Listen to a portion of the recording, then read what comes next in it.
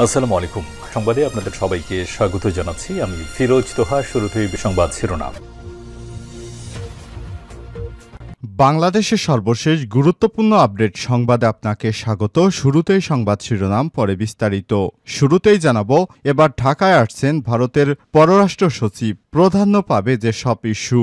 বিভিন্ন বিষয়ে আলোচনা করতে আগামী সপ্তাহে বাংলাদেশে আসতে পারেন ভারতের পররাষ্ট্র সচিব বিক্রম মিস্ত্রি।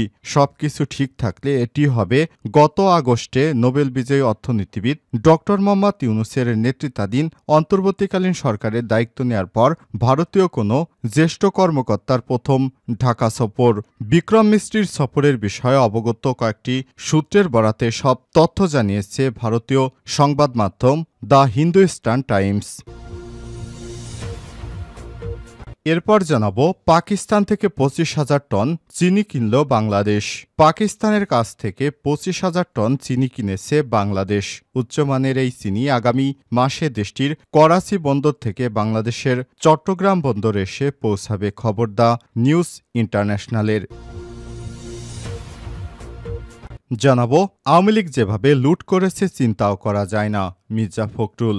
বিএনপির মহাসচিব মির্জা ফখরুল ইসলাম আলমগীর বলেছেন, কিভাবে আওয়ামী লীগ সরকার দেশের সম্পদ লুণ্ঠন করে বিদেশে পাচার করে দিয়েছে তা চিন্তাও করা যায় না। প্রতিবছর তারা $16 বিলিয়ন করে পাচার করেছে। নির্বাচনী ব্যবস্থা সহ দেশের সব প্রতিষ্ঠান আওয়ামী লীগ ধ্বংস করে দিয়েছে। এদিকে বাংলাদেশ কঠিন সময় পার করছে বললেন প্রধান উপদেষ্টা।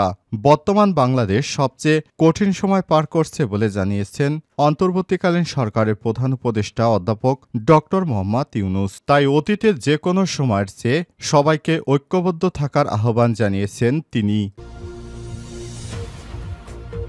এদিকে পালিয়ে যাওয়া 700 আসামি এখনও পলাতক, কারা মহাপরিদর্শক।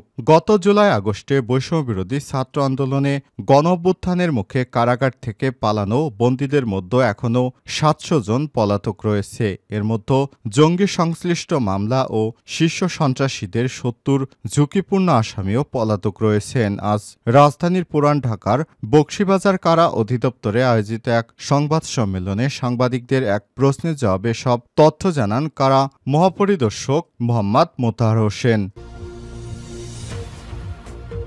এবং সর্বশেষ জানাবো, আওয়ামী লীগ নেতা জাহাঙ্গীর গ্রেপ্তার। বগুড়া সোনাতলা পৌরসভার সাবেক মেয়র ও বগুড়া জেলা আওয়ামী লীগের সাবেক সদস্য জাহাঙ্গীর আলম আকন্দ নান্নু 65কে গ্রেপ্তার করেছে যৌথ বাহিনী। এ সময় তার কাছ থেকে দেশীয় অস্ত্র উদ্ধার করা হয়েছে। আজ মঙ্গলবার রাত 2টার দিকে সেনাবাহিনী ও পুলিশ যৌথ অভিযানে তাকে গ্রেপ্তার করা হয়। সোনাতলা থানার ভারপ্রাপ্ত কর্মকর্তা ওসি বিষয়টি নিশ্চিত করেছেন। প্রিয় দর্শক, এতক্ষণ শুনছিলেন সংবাদ শিরোনাম, এবারে বিস্তারিত। তবে তার আগে বন্ধুরা, অনুরোধ থাকবে সংবাদটিতে একটি লাইক দিন। এই চ্যানেলে আপনি নতুন হয়ে থাকলে আমাদের সংবাদটি দেখতে দেখতে চ্যানেলটি সাবস্ক্রাইব করে রাখুন। কমেন্ট করে বন্ধুরা আপনার মূল্যবান মতামত জানিয়ে দিন আপনি বিশ্বের কোন দেশ থেকে বা বাংলাদেশের কোন স্থান থেকে আমাদের সংবাদটি দেখছেন এবং শুনছেন। এবারে বিস্তারিত। ঢাকায় আসতে পারেন ভারতের পররাষ্ট্র সচিব। প্রাধান্য পাবে যে সব ইস্যু। বিভিন্ন বিষয়ে আলোচনা করতে আগামী সপ্তাহে বাংলাদেশে আসতে পারেন ভারতের পররাষ্ট্র সচিব বিক্রম মিস্ত্রি। সবকিছু ঠিক থাকলে এটি হবে গত আগস্টে নোবেল বিজয়ী অর্থনীতিবিদ ডক্টর মোহাম্মদ ইউনূসের নেতৃত্বাধীন অন্তর্বর্তীকালীন সরকারের দায়িত্ব নেয়ার পর ভারতীয় কোনো জ্যেষ্ঠ কর্মকর্তার প্রথম ঢাকা সফর। বিক্রম মিস্ত্রির সফরের বিষয়ে অবগত কয়েকটি সূত্রের বরাতে সব তথ্য জানিয়েছে দ্য হিন্দুস্তান টাইমস। বিক্রম মিস্ত্রির ঢাকা সফর নিয়ে এখনও আনুষ্ঠানিকভাবে কোনো তথ্য জানায়নি ভারত কিংবা বাংলাদেশের পক্ষ। তবে 10ই ডিসেম্বর পররাষ্ট্র দপ্তরের ব্রিফিংয়ে বার্ষিক পরামর্শের জন্য তিনি বাংলাদেশ সফর করবেন বলে ধারণা করা হচ্ছে। ঢাকা দিল্লিতে এই সফরের প্রস্তুতি সম্পর্কে জানাশোনা আছে এমন ব্যক্তিরা নাম প্রকাশ না করা সত্ত্বে সব তথ্য জানিয়েছে। সংখ্যালঘু হিন্দুদের উপর কথিত হামলা এবং ইসকন নেতা চিন্ময় দাসকে গ্রেপ্তারের ঘটনা নিয়ে বাংলাদেশ ও ভারতের মধ্যে সম্পর্ক নজিরবিহীন চাপের মধ্যে রয়েছে। এসব ইস্যুতে প্রতিদিনই বাংলাদেশের সীমান্তবর্তী ভারতের কয়েকটি রাজ্যে বিক্ষোভ হচ্ছে।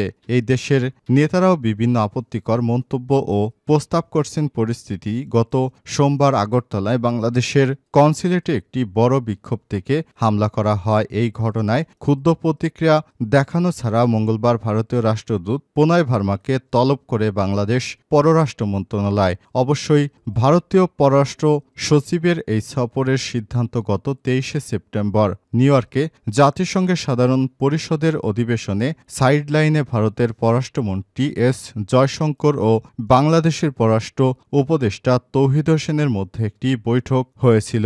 ছাত্র জনতার গণঅভ্যুত্থানের মুখে আগস্টের শেখ হাসিনার পদত্যাগ করার পর এটি ছিল ভারত ও বাংলাদেশের মধ্যে প্রথম উচ্চ পর্যায়ের যোগাযোগ। একটি সূত্র হিন্দুস্তান টাইমসকে বলেছে, বর্তমান পরিস্থিতি অনুযায়ী পররাষ্ট্র সচিব 10ই ডিসেম্বর বাংলাদেশ সফর করবেন। তবে সফর এখনও এক সপ্তাহ বাকি এবং সম্পর্কের বর্তমান অবস্থার কারণে কিভাবে পরিস্থিতি এগোয় তা দেখতে হবে। এবার পাকিস্তান থেকে 25,000 টন চিনি কিনল বাংলাদেশ।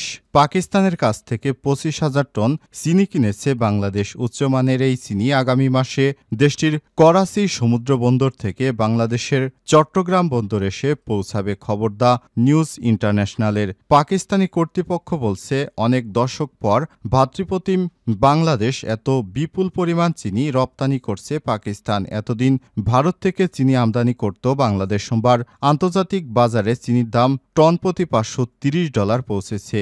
এবছর প্রধানমন্ত্রী শেহবাজ শরীফের অনুমোদনে প্রায় 6 লাখ টন চিনি বিক্রির অনুমোদন করেছে পাকিস্তান। এর মধ্যে 70,000 টনের মধ্যে এশিয়ার দেশগুলোতে পাঠানো হবে। থাইল্যান্ডে 50,000 টন চিনি ক্রয় করেছে। পাকিস্তানের চিনির ডিলারদের একজন কর্মকর্তা মাজিদ মালিক বলেছেন, উপসাগরীয় দেশ এবং আরব দেশ ও আফ্রিকার দেশও পাকিস্তান থেকে চিনি কেনার চুক্তি স্বাক্ষর করেছে। এই চিনি রপ্তানি থেকে পাকিস্তান 400 থেকে 500 মিলিয়ন ডলার আয় করবে। দেশটির প্রধান বৈদেশিক মুদ্রা অর্জনকারী খাতের একটি চিনি শিল্প। সোমবার 2 ডিসেম্বর থেকে পাকিস্তানের 80টি বেশি চিনি কল উৎপাদন শুরু করেছে। আওয়ামী লীগ যেভাবে লুটপাট করেছে সেটি চিন্তাও করা যায় না। মির্জা ফখরুল। বিএনপির মহাসচিব মির্জা ফখরুল ইসলাম আলমগীর বলেছেন, কিভাবে আওয়ামী লীগ সরকার দেশের সম্পদ লুটপাট করে বিদেশে পাচার করে দিয়েছে তা চিন্তাও করা যায় না। প্রতি বছর তারা 16 বিলিয়ন মার্কিন ডলার পাচার করেছে। নির্বাচনী ব্যবস্থা সহ দেশের সব প্রতিষ্ঠান আওয়ামী লীগ ধ্বংস করে দিয়েছে। বাংলাদেশের স্বাধীনতা সার্বভৌমত্বের প্রশ্নে দেশের সব রাজনৈতিক দলকে ঐক্যবদ্ধ হওয়ার আহ্বান জানিয়ে মির্জা ফখরুল ভারতের নানা আচরণের প্রসঙ্গ টেনে প্রশ্ন করেন, এটা কোন ধরনের বন্ধুত্ব? এটা কোনো ধরনের প্রতিবেশী সুলভ আচরণ? সেটা আমার বোধগম্য নয়। আর যুক্তরাজ্যে ইস্ট লন্ডনে রয়্যাল রিয়েল এজেন্সি হলে আয়োজিত এক সমাবেশে প্রধান অতিথির বক্তব্যে বিএনপির মহাসচিব মির্জা ফখরুল ইসলাম আলমগীর এসব কথা বলেন। যুক্তরাজ্য বিএনপির সভাপতি এম.এ. মালেকের সভাপতিত্বে সমাবেশ পরিচালনা করে যুক্তরাজ্য বিএনপির সাধারণ সম্পাদক কয়সর এম.এ. আহমেদ। এছাড়াও বিএনপির আন্তর্জাতিক বিষয়ক সম্পাদক ব্যারিস্টার নাসির উদ্দিন অসীম, নির্বাহী কমিটির সদস্য গিয়াসউদ্দিন আহমেদ, যুক্তরাজ্যের বিভিন্ন শহর ও ইউরোপের বিভিন্ন দেশ থেকে হাজার হাজার নেতাকর্মী এই সমাবেশে অংশ নেয়। ভারতের ত্রিপুরা রাজ্যের আগরতলায় বাংলাদেশ সহকারী হাইকমিশনে হামলা, পতাকা নামিয়ে আগুন দেয়া, কলকাতায় বাংলাদেশ সহকারী হাইকমিশনের সামনে সহিংস বিক্ষোভ, সিলেট ও বেনাপোল সীমান্ত দিয়ে উগ্রবাদী ভারতীয়দের বাংলাদেশে প্রবেশের চেষ্টার প্রতিবাদ জানায় যুক্তরাজ্য সফররত বিএনপির মহাসচিব মির্জা ফখরুল ইসলাম আলমগীর। তিনি বলেন, এটা কোন ধরনের বন্ধুত্ব? এটা কোন ধরনের প্রতিবেশী সুলভ আচরণ? বাংলাদেশে সংখ্যালঘু নির্যাতন হচ্ছে এমন একটি মিথ্যা ও বিভ্রান্তিকর তথ্য ছড়িয়ে বাংলাদেশের সার্বভৌমত্বকে হুমকির মুখে ফেলা দেওয়ার চেষ্টা করছে প্রতিবেশী ভারত। বিএনপির মহাসচিব বলেন, শেখ হাসিনা গত 15 বছরে 20,000 মানুষকে হত্যা করেছে, শত শত মানুষকে গুম করেছে। সেই শেখ হাসিনাকে আশ্রয় দিয়েছে ভারত। শেখ হাসিনা ভারতে বসে বাংলাদেশের জনগণের বিরুদ্ধে তার দলবল নিয়ে চক্রান্তে লিপ্ত হয়েছে। বাংলাদেশ কঠিন সময় পার করছে, প্রধান উপদেষ্টা। বর্তমান বাংলাদেশ অত্যন্ত কঠিন সময় পার করছে বলে মন্তব্য করেছেন অন্তর্বর্তীকালীন সরকারের প্রধান উপদেষ্টা অধ্যাপক ডক্টর মোহাম্মদ ইউনূস। তাই অতীতের যে কোনো সময়ের চেয়ে সবাইকে ঐক্যবদ্ধ থাকার আহ্বান জানান তিনি। বুধবার 4 December defence services command and staff college কমপ্লেক্সে ন্যাশনাল ডিফেন্স কোর্স 2024 এবং আর্মড ফোর্সেস এয়ারফোর্স 2024-এর কোর্স সমাপনী অনুষ্ঠানে সার্টিফিকেট প্রদান অনুষ্ঠানে সব কথা জানান তিনি। ডক্টর মোহাম্মদ ইউনূস বলেন, বৈশ্বিক এবং কৌশলগতভাবে এখন কঠিন সময় পার করছে বাংলাদেশ।